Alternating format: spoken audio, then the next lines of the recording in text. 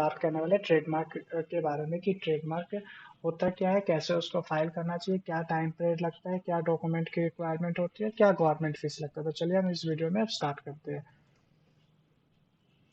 सबसे पहले हम आपको बताना चाहेंगे कि ट्रेडमार्क कितने टाइप्स के होते हैं। मेनली आप ट्रेडमार्क देखेंगे तो टू टाइप्स के होते हैं, वर्ड मार्क और डिवाइस मार्क।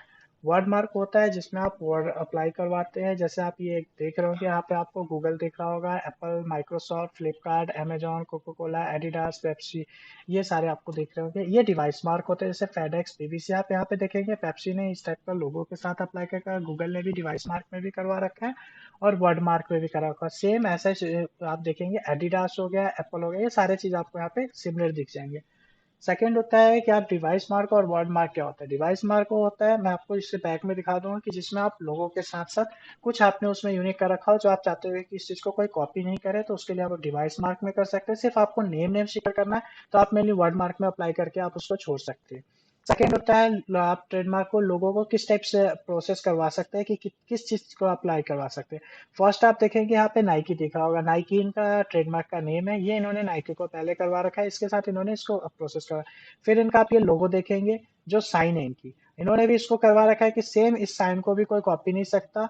उसके अलावा आप ये देखेंगे इनका ये स्लोगन है, टैगलाइन, जस्ट डू इट, ये भी आप देखेंगे इन्होंने ट्रेडमार्क करवा रखा है। और लास्ट है लोगो, जो इनका मेन है, ये प्रॉपर इन्होंने इस टाइप की सेम ऐसा, इस पे कोई नेम लेके और जस्ट डू इट लेके ऐसा कोई यूज नहीं कर सकता, तो इन्होंने प्रॉपर इस चीज को करवा रखा है। सेकंड होता है trademark application filing process.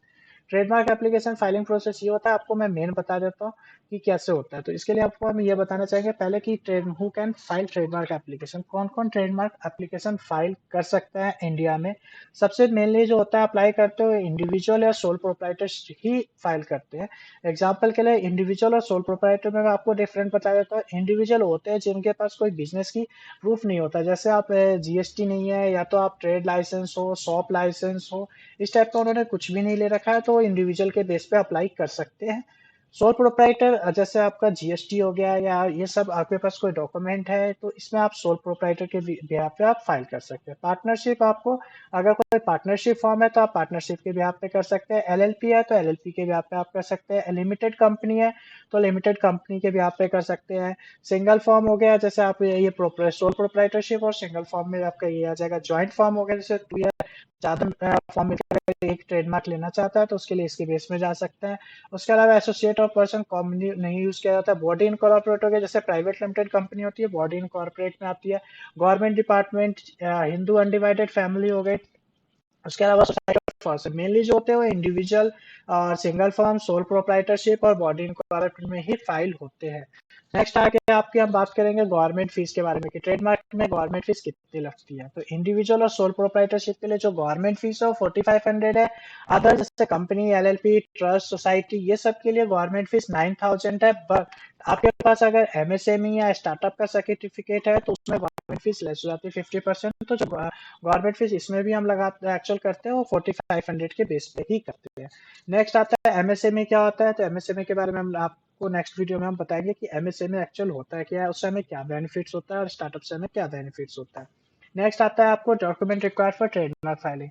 Trademark filing के लिए आपको डॉक्यूमेंट क्या क्या चाहिए मेनली हम आपको बता दें। इंडिविजुअल के लिए तो अगर नेम और एड्रेस चाहिए होता है। उसके बाद ऑथराइज सिग्नेटरी, इंडिविजुअल में कोई रिक्वायर नहीं होता। ये हमने कंपनी के लिए लिखा हुआ कि कंपनी के लिए क्या रिक्वायर। ट्रेडमार्क नेम चाहिए हमें इंपॉर्टेंट, फॉर्मेट चाहिए लोगों का अगर कोई लोगो है तो। उसके अलावा प्रोडक्ट और डिस्क्रिप्शन, अगर ट्रेडमार्क में टोटल क्लासेस होते हैं हम आपको नेक्स्ट उस स्टेप पे बताएंगे कि उसमें आपका क्या क्या वर्क है वो हमें मेंशन करना होता है। इसके अलावा पावर ऑफ अटॉर्नी चाहिए होता है, अगर हम किसी ट्रेडमार्क एजेंट या अटॉर्नी से फाइल करवाते हैं तो पावर ऑफ अटॉर्नी कंपलसरी होता है। उसके अलावा एफिडेविट चाहिए होता है, अगर आप पहले से यूज कर रहे हैं ट्रेडमार्क को तो उसमें एफिडेविट कंपलसरी होता है। चलिए अब नेक्स्ट स्टेप पे आते हैं, ट्रेडमार्क क्लासिफिकेशन, जो मैं आपको अभी बता रहा था। ट्रेडमार्क क्लासिफिकेशन मेनली ट्रेडमार्क को डिवाइड किया हुआ है टोटल 45 क्लास में, कि आपका वर्क और क्या वर्क है उसके हिसाब से आपका ट्रेडमार्क का क्लास डिफाइन किया हुआ है। जैसे आप मान लीजिए क्लास 1 से लेके 34 तक मैन्युफैक्चरिंग और प्रोडक्ट को उन्होंने किया हुआ है मेंशन।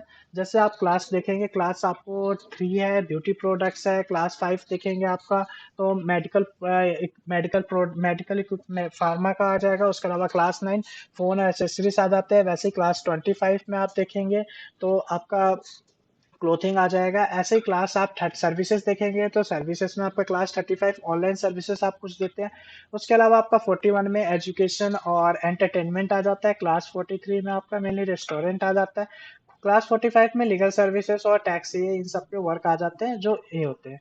इसके अलावा आपको मैं ये हमारे आपको वेबसाइट पे सारे वो डिटेल मिल जाएंगे। टीएम अब नेक्स्ट आता है यूज ऑफ टीएम और आर। आप आर और टीएम और आर कब यूज करते हैं, इसके लिए बहुत सारे कंफ्यूजन है, तो हम आपको बताना चाहते हैं कि टीएम आप ट्रेडमार्क अप्लाई करने के बाद आप यूज कर सकते हैं, और आर यूज करने के लिए आपके पास ट्रेडमार्क सर्टिफिकेट होना कंपलसरी होता है। उससे पहले आप आर यूज नहीं कर सकते हैं। अब आपको हम आते हैं प्रोसेस में कि ट्रेडमार्क प्रोसेस क्या होता है, ट्रेडमार्क प्रोसेस में कितना टाइम लगता है और क्या क्या प्रोसेस होता है। चलिए हम आपको यहाँ से एक्सप्लेन करते हैं। ट्रेडमार्क अप्लाई करने के जो हम अप्लाई करते हो विद इन 1 डे में फाइल कर देते हैं, और ये आपका टीएमए हो गया। उसके बाद एग्जामिनेशन रिपोर्ट आता है, इसमें 30 से 40 50 60 डेज तक लग जाता है। अगर उसमें कोई ऑब्जेक्शन नहीं आता है तो ट्रेडमार्क एक्सेप्ट हो जाता है। अगर कोई ऑब्जेक्शन आता है तो इसमें फिर हमें इसके आगे एग्जामिनेशन रिपोर्ट का रिप्लाई फाइल करना होता है। ठीक है, तो एग्जामिनेशन रिपोर्ट का फाइल करने में हमें मिनिमम 30 डेज का टाइम दिया जाता है। अगर इसके बाद ये एक्सेप्ट हो जाता है, एग्जामिनेशन रिपोर्ट में एक्सेप्ट हो जाता है, तो फिर ये एक्सेप्ट होकर आगे का प्रोसेस में चला जाता है जैसे पब्लिकेशन। और अगर रिजेक्ट होता है उसमें तो फिर शो कॉज हियरिंग दिया जाता है। शो कॉज हियरिंग में भी एक्सेप्ट हो जाता है तो यहाँ पे फिर ये प्रोसेस होता है। और ये मैंने प्रॉपर आप बताया। अगर उसमें भी नहीं होता है तो उसके लिए रिव्यू पिटिशन फाइल किया जाता है। उसके अलावा अगर एक्सेप्ट हो जाता है तो फिर प्रोसेस होता है, नहीं तो फिर रिजेक्ट हो जाता है। सेकंड, अगर नॉर्मल एक्सेप्ट होता है तो उसके लिए पब्लिकेशन जाती है। जो पब्लिकेशन टाइम होता है वो 4 मंथ्स का होता है।